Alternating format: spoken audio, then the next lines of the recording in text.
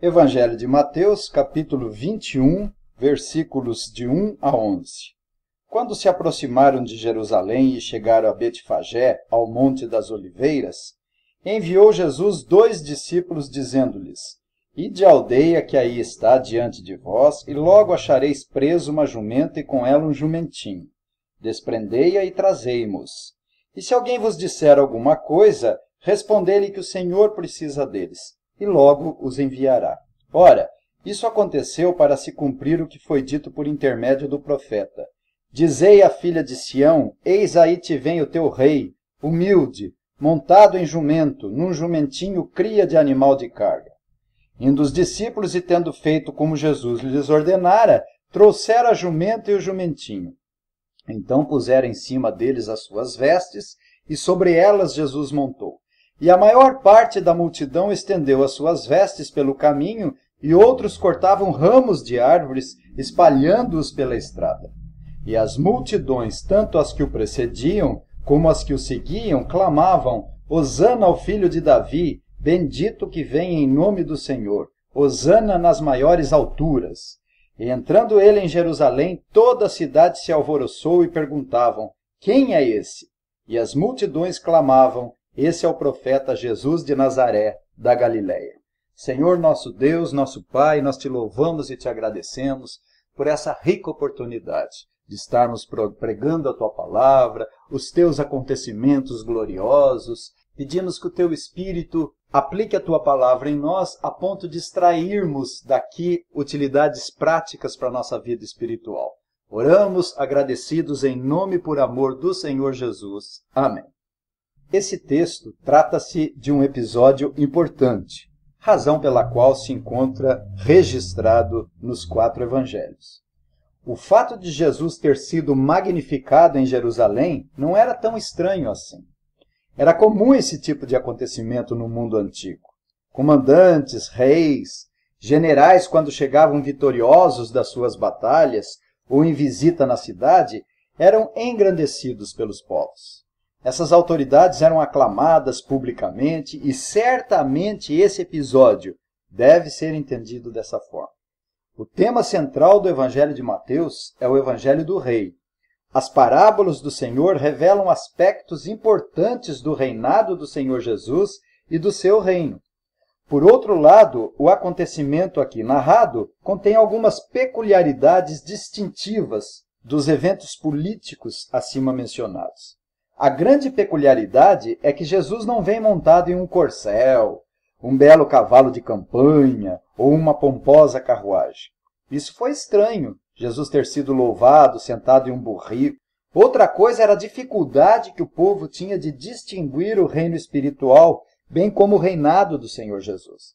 A visão deles era política, militar e não espiritual. Então nós vamos considerar essa porção tão preciosa da palavra de Deus sobre o tema A Entrada Triunfal de Jesus em Jerusalém. Mas será que essa entrada foi triunfal, sendo que Jesus entrou em Jerusalém montado em um jumentinho, cujas pessoas que ovacionaram o Senhor Jesus mais tarde desejariam a sua crucificação? Sim, claro, foi uma entrada triunfal. Inicia-se aqui o triunfo do rei sobre os principados e potestades, a vitória sobre o pecado e a morte. Do ponto de vista de Deus, foi uma entrada triunfante. Jesus estava realizando a vontade do Pai e iria redimir os que o Pai lhe deu para que fossem salvos. Eu lembro os ouvintes que era quarta-feira, há 2 dias da sua morte. Nos versículos de 1 a 3, nós temos o local dos preparativos, a ordem do Senhor Jesus e a soberania dele. O local dos preparativos foi no subúrbio da cidade de Jerusalém, em Betfagé. Jesus estava a algumas quadras do Monte das Oliveiras. Zacarias, capítulo 14, 3 e 4, faz menção a esse monte. O Messias viria para libertar o seu povo, mas infelizmente o povo entendia mal as profecias e não as relacionava apropriadamente com a natureza do Messias. Na segunda parte do versículo 1 até o versículo 3, nós temos a ordem do Senhor aos discípulos e a sua soberania. Nós lemos: quando se aproximaram de Jerusalém e chegaram a Betfagé, ao Monte das Oliveiras, enviou Jesus 2 dos discípulos, dizendo-lhes: ide à aldeia que aí está diante de vós, e logo achareis presa uma jumenta, e com ela um jumentinho. Desprendei-a e trazei-mos. E se alguém vos disser alguma coisa, respondei-lhe que o Senhor precisa deles, e logo os enviará. Não há registro que o Senhor havia se utilizado de algum animal no seu ministério. Mas agora era algo diferente. Vemos a onisciência do Todo-Poderoso, tudo estava exatamente em consonância com a sua vontade. Hebreus diz: não há criatura que não esteja manifesta na sua presença, pelo contrário, todas as coisas estão descobertas e patentes aos olhos daquele a quem devemos prestar conta. Ele sabia que Judas era o traidor e ladrão, ele é onisciente, todo-poderoso, ele previu que Pedro trairia por causa da sua onisciência, ele tudo vê, tudo sabe, ele tudo determina. E aqui no versículo 3 nós temos a instrução de Jesus. E se alguém vos disser alguma coisa, respondei-lhe que o Senhor precisa deles e logo os enviará. De fato, as pessoas questionaram, mas temos o poder do Senhor de decidir todas as coisas conforme o conselho da sua vontade. De acordo com a passagem paralela de Lucas e Marcos, os seus donos e alguns dos que ali estavam questionaram os discípulos. Mas o Senhor Jesus controla todas as coisas e as pessoas ficaram ali como que paralisadas. E não há indício no texto de que eles tentaram impedir a saída dos jumentos. Nos versículos 4 e 5 nós temos a explicação fornecida por Mateus, que cita Zacarias capítulo 9, versículo 9. Nós lemos: ora, isso aconteceu para se cumprir o que foi dito por intermédio do profeta. Dizei à filha de Sião: eis aí te vem o teu rei, humilde, montado em jumento, cria de animal de carga. Jesus sempre honrou o Velho Testamento pela atitude. E agora cumpre, através do seu comportamento, Zacarias 9:9. E Zacarias explica que filha de Sião é Jerusalém. A aplicação imediata aqui é que devemos examinar as Escrituras, porque julgaremos ter nela a vida eterna, e são elas que testificam de Jesus. Jesus disse que as Escrituras não podem falhar. Ele sempre respondia: que diz na sua lei? Nunca leste? Mas a passagem continua, e nos versículos 6 e 7 temos a obediência dos discípulos. Ponto para eles. Observe que não questionaram, não procrastinaram, não pediram explicações. É-nos dito: indo os discípulos e tendo feito como Jesus lhes ordenara, trouxeram a jumento e o jumentinho. Então puseram em cima deles as suas vestes, e sobre elas Jesus montou. Os discípulos não questionaram, não procrastinaram. O discípulo sempre está disposto a obedecer Jesus, a obedecer a palavra do Senhor, servir o Senhor, sem questionar, sem botar em dúvida aquilo que está revelado nas Santas Escrituras. E Jesus montou, mas Lucas afirma que foi no jumentinho, corroborado por Zacarias. Porque aqui no versículo 7, Mateus não deixa muito claro qual o animal em que ele montou. Mas Lucas afirma que foi no jumentinho e isso foi confirmado por Zacarias. O rei dos reis estava a caminho do templo, e não como um rei político, luxuoso e ostensivo a caminho do palácio real. No versículo 8, nós temos a reação das multidões. Nós lemos: e a maior parte da multidão estendeu as suas vestes pelo caminho, e outros cortavam ramos de árvores, espalhando-os pela estrada. Muitos haviam presenciado os milagres de Jesus, ouviram seus ensinos e provavelmente identificaram esse acontecimento com a profecia de Zacarias. Quando é-nos dito que estendiam as suas vestes, estendiam ali as suas túnicas, batas, sobretudos pelo caminho e ramos de árvores também, igual aos reis e comandantes da época, a fim de honrá-los e prestigiá-los publicamente. Era um gesto de submissão, um gesto de subordinação, subserviência, um gesto mesmo de homenagem e veneração ao Senhor Jesus Cristo. No versículo 9, nós vemos o povo ovacionar o Senhor Jesus Cristo. E as multidões, tanto as que o precediam como as que o seguiam, clamavam: Hosana ao filho de Davi, bendito que vem em nome do Senhor, Hosana nas maiores alturas. Marcos diz: bendito o reino que vem, o reino de Davi. Lucas diz, bendito o rei que vem em nome do Senhor. O significado é salva-nos, nós suplicamos nosso rei. Esse acontecimento evoca o Salmo 118, versículos 25 e 26. Há centenas de registros acerca da função real do Senhor Jesus, o ofício sacerdotal, profético no Velho Testamento. E aqui no Salmo 118, versículos 25 e 26, é-nos dito, ó, salva-nos, Senhor. Nós te pedimos, ó Senhor, concede-nos prosperidade, bendito que vem em nome do Senhor, a vós outros na casa do Senhor. Nós vos abençoamos. Esse salmo tem uma imagem de um rei vitorioso do reinado próspero de Davi.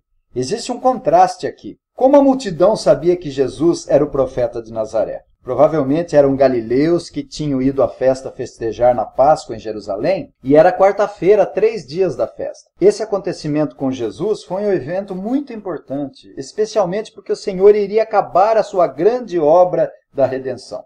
Deus, o Pai, estava honrando o Filho ali em Jerusalém, mesmo sem as multidões terem uma compreensão correta. Várias vezes nós vemos o Pai honrar o Filho com a voz do céu. O reino de Deus é reino de alegria e paz. Há festas no céu. Portanto, o próprio Pai glorificou o Filho através das multidões, mesmo sem ela saber. No versículo 10 consta uma dupla reação. A reação dos habitantes de Jerusalém e a reação das multidões. Estavam aturdidos. Eles estavam perplexos, perturbados. Quem é este? Pergunta importante. Já haviam perguntado isso quando Jesus acalmou a tempestade. E o Senhor Jesus iria provocar a reflexão nos líderes. Que pensais vós do Cristo? Mas eles estavam perturbados. Quem é esse que entra aqui com um jegue emprestado e tem como guardas os pescadores simples e desarmados?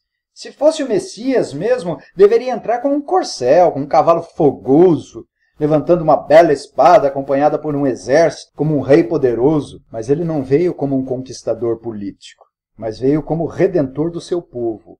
A imagem do jumento mostra que seu reino é espiritual, simples, humilde e de paz, e não com ostentação carnal. Ele veio sentado em um burrico, mas tinha poder sobre todas as enfermidades e ressuscitava mortos.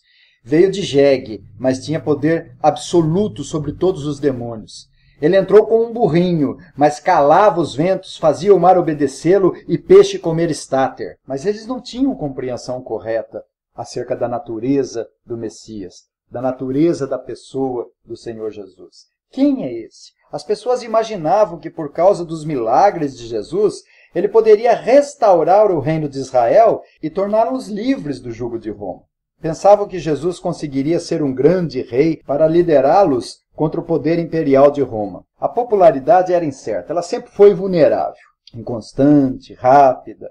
Está aqui hoje, amanhã desaparece. Viam em Jesus um libertador temporário. E mais tarde, quando perceberam que estavam enganados, passaram a odiá-lo com a mesma intensidade que o tinham amado. Aquela relação de amor e ódio.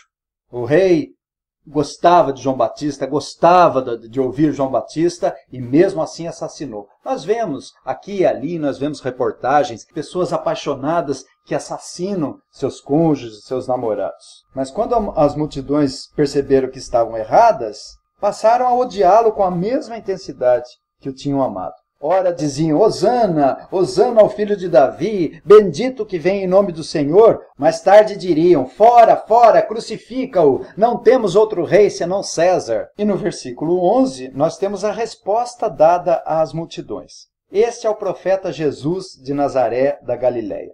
Não é uma resposta de todo errada, mas inadequada. Um dos seus ofícios era o profético, mas ele é muito mais do que profeta. Ele é Deus homem, perfeitamente Deus, perfeitamente homem. O Messias tão aguardado, tão prometido, o Rei dos Reis, o Filho de Deus. A tragédia foi a cegueira das multidões e dos habitantes de Jerusalém, que apesar dessas manifestações de louvores e homenagens, não conseguiam ver em Jesus mais do que o profeta e tinham um conceito muito limitado acerca da natureza, da obra e do reino de Deus. A prova disso é que iriam pedir a crucificação dele depois. O povo queria um Messias político e não espiritual. Queriam ser libertos do jugo opressor de Roma e não ser libertos dos seus pecados. As lições aqui são muito claras. A primeira lição é a onisciência de Jesus. Tudo estava no controle do Senhor Jesus. E mais ainda, a soberania sobre o dono dos animais. Era uma situação difícil a pessoa entregar os seus animais de mão beijada assim.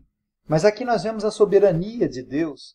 Todas as coisas cooperam para o bem daqueles que amam a Deus, daqueles que são chamados segundo o seu propósito. Nós temos aqui um consolo e conforto para a nossa vida. Saber que esse Deus é onisciente, que esse Deus é onipotente, que Ele sabe de todas as coisas. Se passamos por dificuldades, problemas, vicissitudes, Ele está controlando todas as coisas. Eu estou plenamente certo, diz o apóstolo Paulo, que o sofrimento do tempo presente não se pode comparar com a glória a ser revelada em nós.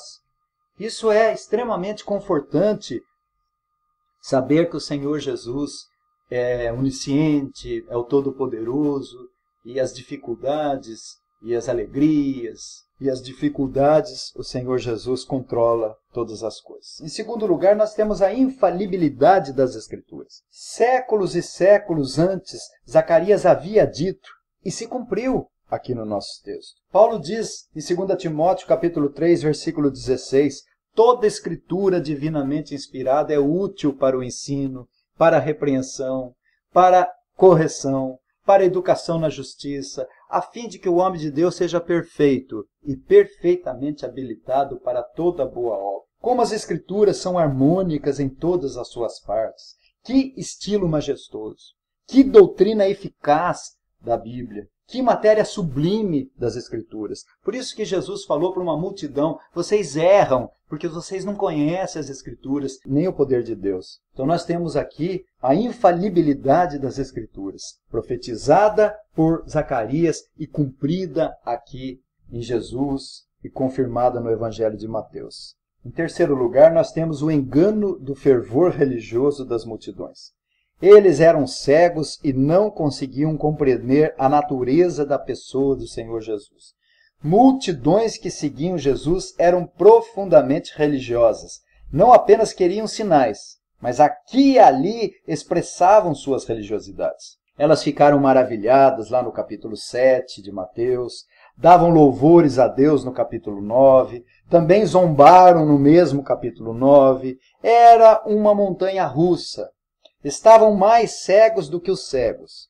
A multidão não tinha percebido acerca da graça e misericórdia e da compaixão de Jesus. Existiam dois grupos aqui no nosso texto, as multidões e os ignorantes. Quem é esse? Os habitantes de Jerusalém eram tão frios e desinteressados que Jesus estava na ativa há 3 anos de ministério e não sabiam quem era ele. Isso é inacreditável, mas certamente dentre as multidões sempre há os verdadeiros adoradores, simples, humildes e cheios do poder de Deus. A quarta lição é a natureza humilde do reino. A entrada de Jesus montado em um jumento foi um contraste dos grandes reis vitoriosos com poderio militar. O reino dele é diferente do reino do mundo. Quando ele voltar, aí sim, virá em um cavalo branco, vencendo e para vencer. Virá como Rei dos Reis e Senhor dos Senhores. E todo joelho vai se dobrar e toda língua vai confessar que Jesus Cristo é o Senhor, para a glória de Deus Pai. Mas, por enquanto, o reino dele não é daqui. O maior no reino dos céus são como escravos. No capítulo anterior, nos versículos 26 a 28, Jesus disse, não é assim entre vós. Pelo contrário, quem quiser tornar-se grande entre vós, será esse o que vos sirva. E quem quiser ser o primeiro entre vós, será vosso servo.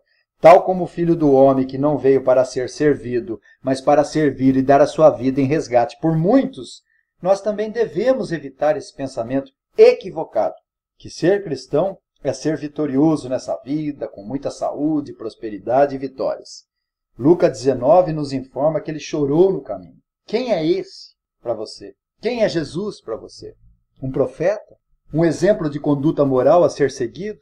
Ou Deus Todo-Poderoso, Criador do Universo? Que o Senhor nos abençoe. Amém.